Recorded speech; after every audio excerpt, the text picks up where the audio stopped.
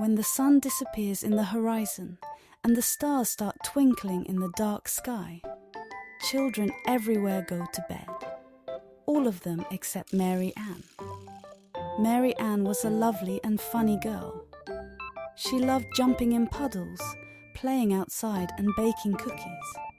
But what Mary Ann didn't like was going to bed. "No," she shouted every night. "I don't want to go to bed. It's boring." No matter how her parents begged and pleaded, Mary Ann kept refusing. "Boring, boring, boring," she'd say.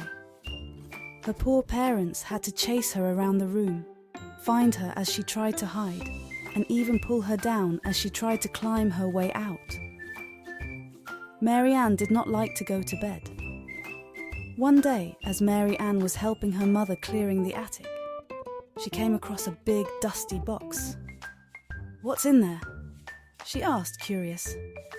"Oh," said her mom, "that's where my dream buddies live." And after blowing off some of the dust, she opened the box. Mary Ann looked at that curious collection and exclaimed, "They're just toys." Her mom smiled. "They're not just any toys," she said. "They are special. Every night before going to sleep, I used to choose one, and it would take me to exciting adventures.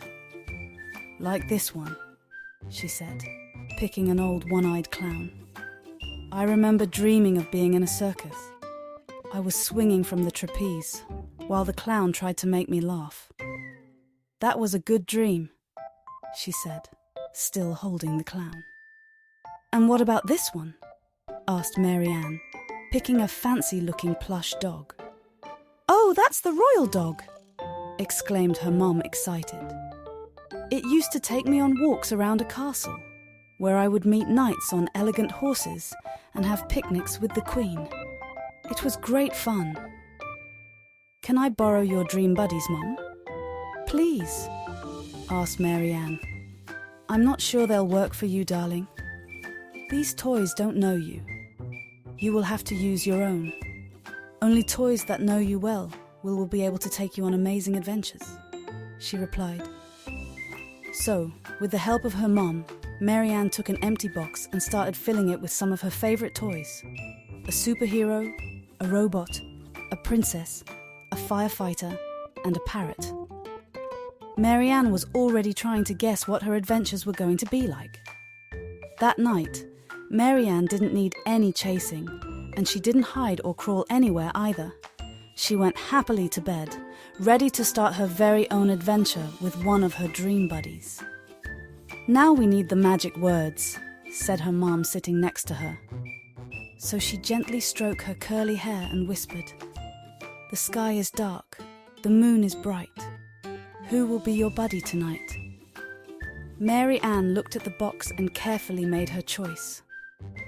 "The robot," she said. "Good choice," said her mum with a smile, and then softly chanted, "Your eyes are closed, you're all tucked in. Your new adventure will begin." It took some time for Mary Ann to fall asleep. She was far too excited about the adventure she was about to live. But when she finally drifted off, she found herself in the future. The friendly robot was holding her by the hand, giving her a tour of all the things that have yet to happen. She visited a house from the future, which was completely made of glass and looked a bit like a fishbowl. She tried the food, which in the future is liquid, and you have to drink it with a straw. She even had a go at driving one of the cars.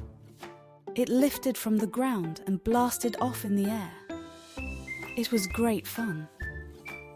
"I haven't had an adventure like this in a long time," she said to her friend Robot.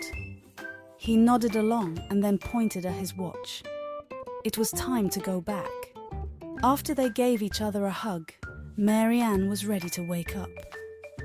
The following morning, she told her mum all about her dream.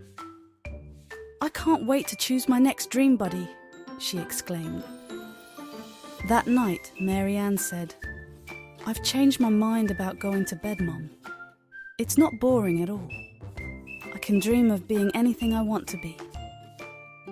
Her mom smiled. "I know," she said. Then she stroked her head and softly whispered, "The sky is dark, the moon is bright. Who will be your buddy tonight?"